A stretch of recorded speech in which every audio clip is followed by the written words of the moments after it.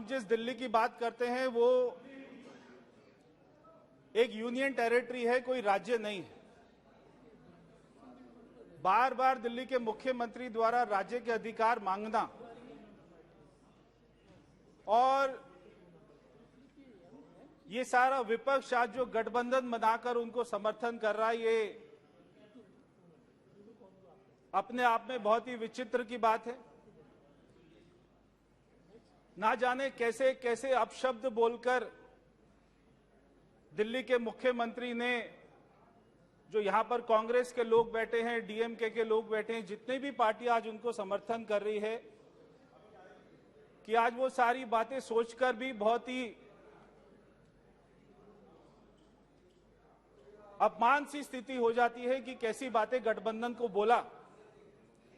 और आज ये सारे नेता उनके साथ में बैठकर मिलकर उनको सपोर्ट करते हैं। मैं अपनी बात को 2 लाइन से शुरू करूंगा कि जिनका विरोध करने राजनीति में उतरे, आज करने को गठबंधन उनके यहां पर प्राइवेट जेट से उतरे।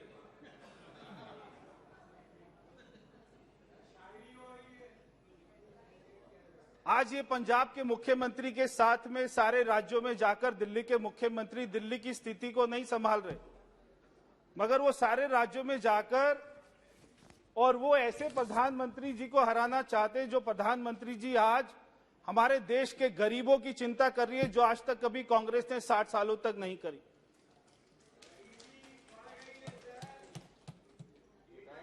मैं बताना चाहता हूं कि दिल्ली, हम जिसको भारत का दिल कहते हैं, वो देश की राजधानी है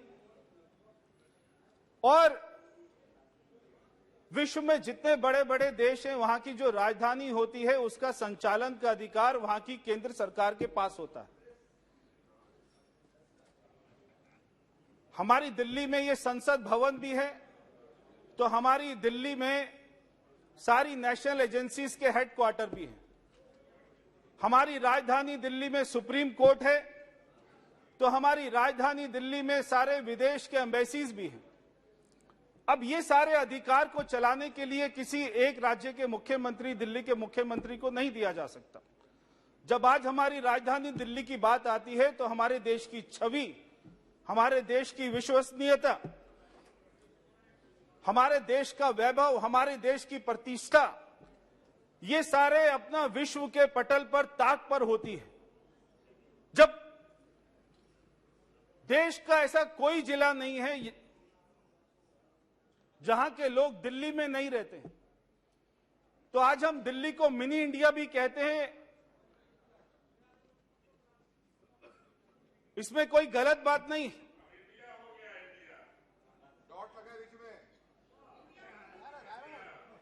धब्बे हैं, भारत भारत ही रहेगा। मगर बार बार दिल्ली के मुख्यमंत्री को हम ये कहते हुए सुनते हैं कि मुझे राज्य के अधिकार चाहिए, ट्रांसफर पोस्टिंग के अधिकार चाहिए। एक आदमी दुकान पर जाता है टीवी खरीदने के लिए और वो वहां पर सारा मुआयना करके बोलते हैं मुझे ये वाला टीवी खरीदना है। वो दुकानदार बोलता है आपको नहीं देना ये वाला टीवी, और वो अगले दिन फिर जाता है मफलर पहनकर, फिर कहता है मुझे ये वाला टीवी चाहिए, तो वो दुकानदार फिर से मना कर देता है। वो अगले दिन फिर जाता है टोपी पहनकर, मफलर पहनकर, मुझे ये वाला टीवी चाहिए, वो दुकानदार फिर से मना कर देता है। तो वो आदमी पूछता है कि आप ये मेरे को क्यों नहीं बेच रहे? वो दुकानदार कहता है ये टीवी नहीं है, ये माइक्रोवेव है। तो ये दिल्ली का मुख्यमंत्री बार बार कहता है मुझे राज्य के अधिकार चाहिए। ये राज्य नहीं है, ये देश की राजधानी है और हमारी यूनियन टेरिटरी है। हमारी दिल्ली में कोई भी सर्विस कमीशन नहीं है, हमारी दिल्ली का कोई भी कैडर नहीं होता। सारे आईएएस आईपीएस ऑफिसर को यूटी कैडर के बोले जाते हैं। और हमारे देश की जो 8 हमारी यूटी हैं, दिल्ली के अधिकारी सारे यूटी में सर्विस करते हैं। अब एक किसी राज्य के मुख्यमंत्री को सारे राज्यों का, सारी यूटी का अधिकार दे देना कि हमारे दिल्ली के अधिकारी का ट्रांसफर दिल्ली के मुख्यमंत्री लक्षद्वीप में करेंगे और वो जम्मू कश्मीर में करेंगे, लद्दाख में करेंगे, ऐसा कैसे हो सकता है? तो ये संभव ही नहीं हो सकता। वो जो अधिकार मांगते हैं वो क्यों मांगते हैं? वो अधिकार इसलिए मांगते हैं कि आज उनके जो उप मुख्यमंत्री हैं वो पिछले 6 साल से 6 महीने से जेल में हैं। आज जो उनके स्वास्थ्य मंत्री हैं वो पिछले 1.5 साल से जेल में हैं। आज वो जिस कोर्ट की बात करते हैं वही कोर्ट उनको जमानत नहीं देती है। 1.5 साल से जो स्वास्थ्य मंत्री सड़ रहा है वहां पर, वो कौन से आरोप में गया? वो हवाला के आरोप में गया। और जो दिल्ली का उप मुख्यमंत्री है वो शराब घोटाले में जेल में गया। और एक इनका मंत्री एक महिला की इज्जत लूटकर राशन कार्ड के नाम पर, और वो जेल गया। तो ऐसे इनके मंत्री जो आज जेल में जा रहे हो और जिनको कोर्ट जमानत नहीं दे रही, ऐसी सरकार दिल्ली में बैठी हुई है। ये वही सरकार है जो 2013 में मैं भी विधानसभा का चुनाव लड़ा था, मैं भी विधायक बना, और ये कांग्रेस के साथ में समर्थन कर दिल्ली के मुख्यमंत्री केजरीवाल ने कहा कि मैं अपने बच्चों की कसम खाता हूं कांग्रेस का समर्थन नहीं लूंगा, मगर कांग्रेस का समर्थन लेकर सरकार बनाई। और वो सरकार क्यों गिराई? जन लोकपाल करके कि मैं जन लोकपाल लेकर आ रहा हूं, वो मुद्दे पर सरकार गिरा दी। मगर आज 8.5 साल हो गए दिल्ली में जन लोकपाल नहीं आया। ये इतना झूठा व्यक्ति है आज जो दिल्ली के लोगों को मिला है। और ये सदन को जानकर बहुत ही हैरानी होगी कि दिल्ली के मुख्यमंत्री 8.5 साल से सरकार में हैं। 8.5 साल से वो 8 बार भी अब अपने सचिवालय नहीं गए। 8 बार भी वो सारे आईएएस ऑफिसर को अपने घर पर बुलाते हैं। और एक बार उन्होंने दिल्ली के जो पहले मुख्य सचिव रहे अंशु प्रकाश जी, रात को उनको अपने घर पर बुलाकर अपने विधायकों द्वारा उनकी पिटाई कराई। आज भी वो केस चल रहा है। तो क्या कोई सोच सकता है एक मुख्यमंत्री अपने मुख्य सचिव को पीटता हो? एक मुख्यमंत्री आईएएस ऑफिसर को बुला के उनकी बेइज्जती करता हो और वहां पर उनको गालियां देता हो, और फिर ये बात करते हैं कि आईएएस ऑफिसर की ट्रांसफर पोस्टिंग का अधिकार हमें मिलना चाहिए। जब दिल्ली में कोविड आया तो ये वही मुख्यमंत्री है दिल्ली के जिन्होंने हमको संभालने की बजाय, गरीब लोगों को संभालने की बजाय, यूपी बिहार के लोगों को संभालने की बजाय लाखों लोगों को बॉर्डर पर भेज दिया मरने के लिए कि आप अपने अपने राज्य चले जाइए। वो तो हमारी सरकार थी, हमारे गृह मंत्री जी थे, हमारे प्रधानमंत्री जी थे जिन्होंने दिल्ली में हॉस्पिटल बनाए, हमारे लोगों को वैक्सीन दी, हमारे लोगों को इंजेक्शन दिया और आज हमारे दिल्ली के लोगों की जान बचाई। वरना दिल्ली के मुख्यमंत्री ने हमको अपना मरने के लिए छोड़ दिया था। और क्या बोलते हैं दिल्ली के मुख्यमंत्री? वो कहते हैं कि बिहार के लोग तो केवल 500 रुपए का टिकट लेते हैं, दिल्ली में आते हैं, लाखों का इलाज करते और चले जाते हैं। जो आज ये नीतीश कुमार जी के आदमी बैठे, यहाँ पे सांसद बैठे, मैं उनसे पूछना चाहता हूं, आपने कभी दिल्ली के मुख्यमंत्री से कहा कि आप हमारे बिहारियों के लिए ऐसा क्यों बोलते हैं?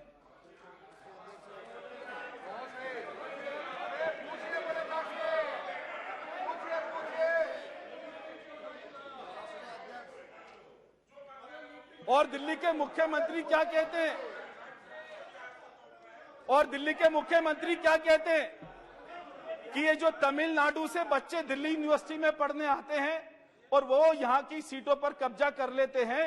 तो मैं डीएमके से पूछना चाहता हूं, कभी आपने, जो आपका गठबंधन का साथी है, आपने कभी उससे पूछा हमारे बच्चों को दिल्ली में पढ़ने के लिए क्यों मना करते हैं? तो ये गठबंधन तो कर रहे हैं, वो इनको गाली दे रहे हैं, और जैसे ये बिल पास होगा ये सारा गठबंधन बिल्कुल ताश के पत्ते की तरह गिर जाएगा, ढर जाएगा। ये